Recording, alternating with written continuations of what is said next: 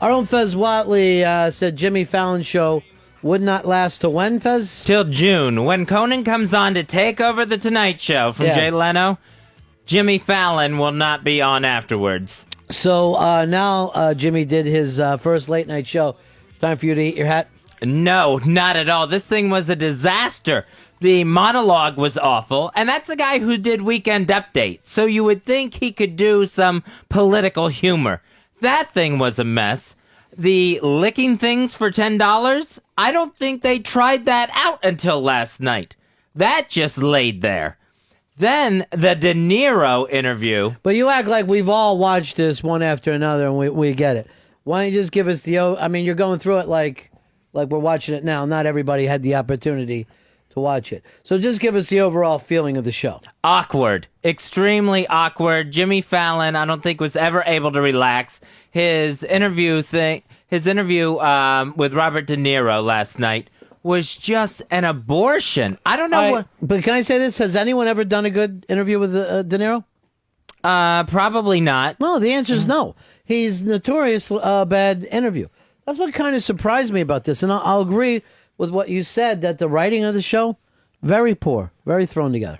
And also, Jimmy Fallon, while he was trying to interview Robert De Niro, he went into this 3-question thing, where it's like, what's the Tribeca Film Festival about? How do you get there? What can people go? Every question had 3 questions attached to it. Well, I mean, if you overall look at this, I'm trying to get you to just look at the show itself rather than pick apart specifics, because you're not going to do that with any other interview show on TV. But they didn't really do much to change the set, and they didn't do any kind of format change. It basically looked like Conan was sick, and somebody else from NBC sat in and helped, even down to the style of comedy. The stuff that you're talking about was more of that ironic Letterman, Conan style of comedy rather than Jimmy Fallon's. So it just didn't come across as his show. Yeah. I mean, and that's hard to blame on the host. That's being forced into a format that you don't necessarily like, but it fits other people. Yeah, it was pretty silly, the humor and stuff. But Jimmy Fallon was just too awkward to be the ringleader or the ringmaster of that circus they were putting on last night. So I just... What about the Roots as a house band? I like the Roots. I thought the Roots were good. I don't know. He also seemed to make his guests jump through too many hoops. Charlie, you're on Fez. Ronnie, got a spy report for you. On Yahoo News, a Nebraska man was arrested for building a rectangular bong and putting his cat inside to calm it down. Cats love to get high. I don't think it would have calmed the cat down. You could have had all the pot smoke you wanted. I don't think a cat's gonna calm down when stuffed inside a bong receptacle. Yeah. I'm noticing this today. Oh, here comes Fez with his opinion. Yeah, it's not. The cat can get as high as you want. A cat getting high is not going to chill it out. It is going to have it climbing the drapes. Oh, here comes Fez with his opinion. And that's my opinion about the cat and the bong. Dr. Seuss's old show, The Cat in the Bong. So I don't see Jimmy Fallon survive. I don't see him being able to calm down. Well, they're going to let the show have a nice run as long as they can possibly get out of it, because if you look at this stuff, it takes a while for any show for the guy to get comfortable and find his own format. Mm-hmm. It just happened... and even when Craig Kilborn was on CBS, that was awkward. They gave him 4 or 5 years.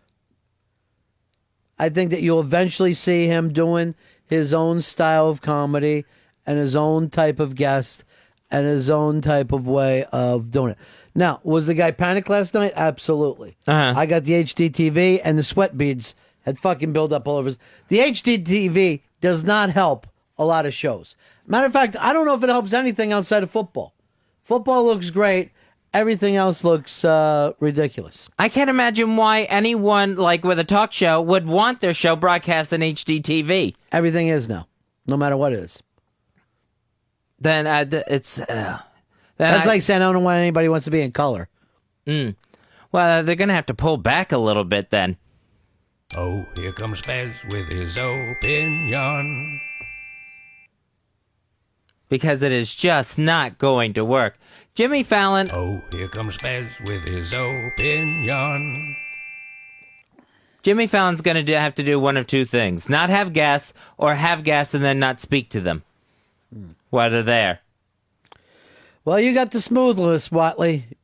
One thing you've taught us all, how to host. Well, I know my own uncomfortabilities, and I can see them in Jimmy Fallon. Here is Jake. Jake, you're on Run and Fez.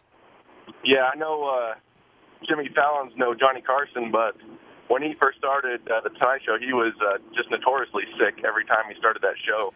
He got comfortable with it later, though. You know, Letterman's thing didn't get off to a good start. It just takes a while. Jon Stewart had a failed show like that. I mean, Conan was just a writer. He had never even been on TV before. Conan, they used to act like they were going to fire every week. Yeah. He didn't even have a contract. And every week he used to take his shit home because he thought that could be the end of it. Alan, you're on Fez. Hey, I think that Jimmy Fallon sure did sound like the David and Bobo show with him asking multiple questions. Yeah, that's the David and Bobo show from O&A, their intern show. Yeah, I just think it sounded very, very familiar, like they were taking some kind of liberties from that.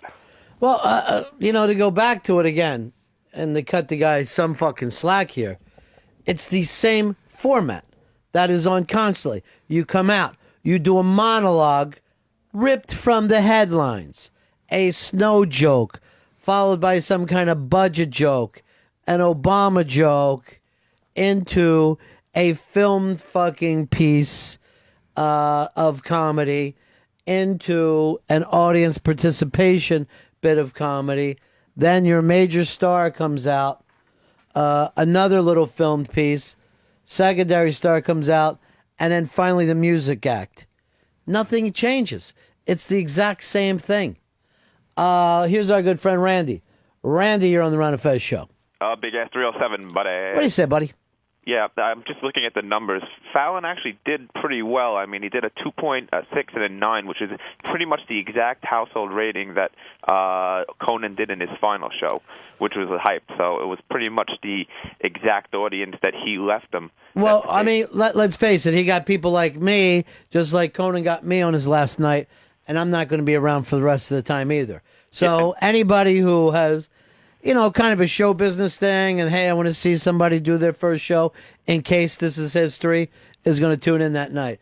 You'll really see how this thing is going to fall out within the next couple weeks. Or when Leno leaves, because he had a fresh Leno start, and I think Conan is going to be a drop in the ratings right away from Leno, so he's going to be a very bad lead-in for Fallon, and they're both going to be down. And I love the fact that they both took a shot at Leno again last night. They all feel like the senior hasn't left the high school, has decided to stay on. Yeah, it's like dazed and confused with Leno over there, but he still loves it. What are you going to do? All right, Randy.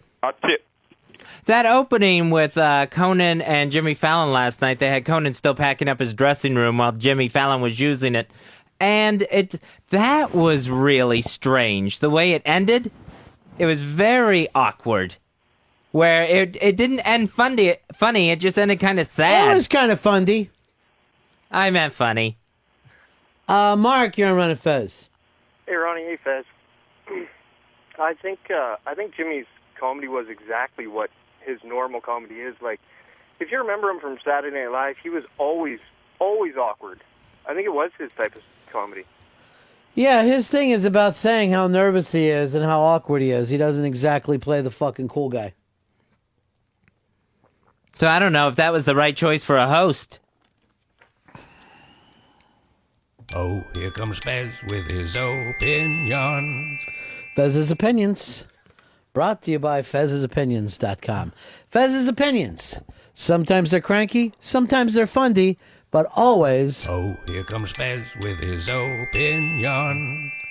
This is BusinessInsider.com, worst talk show of all time. Number 10, Craig Kilborn.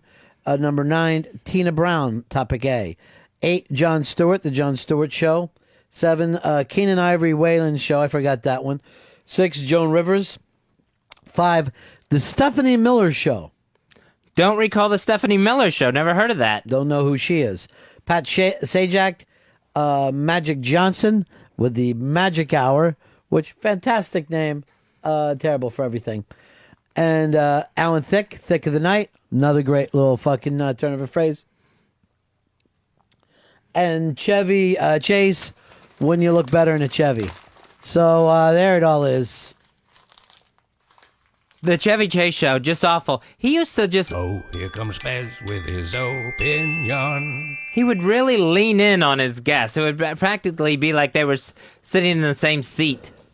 You like when a host stays a little further back away from the guest? It seems like the invasion... I like this guest. He leans backwards. It just seemed like a little bit of an invasion of personal space. Yours or? The guests. And then that made me uncomfortable watching. I like leaning into a guest the way I would in high school against a girl up against the lockers, putting an arm on either side of her. So where you going now, smart girl? Smart girl, let me ask you a question. You seem like you got a wild side. What did you think of the David Letterman U2 thing last night? I thought that was great. Really? I thought it was fantastic. I've never seen a Letterman crowd that into anybody before. I thought just the opposite. I thought Bono started working the crowd with the "Come on, get up." I'm like, it came off a little desperate. I was hoping for more than just a musical act at the end of the night. Same way with Van Morrison, just standing there at the end. It's the same fucking formats. There's no room for excitement for any of these shows. Matt, you're on Run and Fez. I can't stand things that are overly formatted.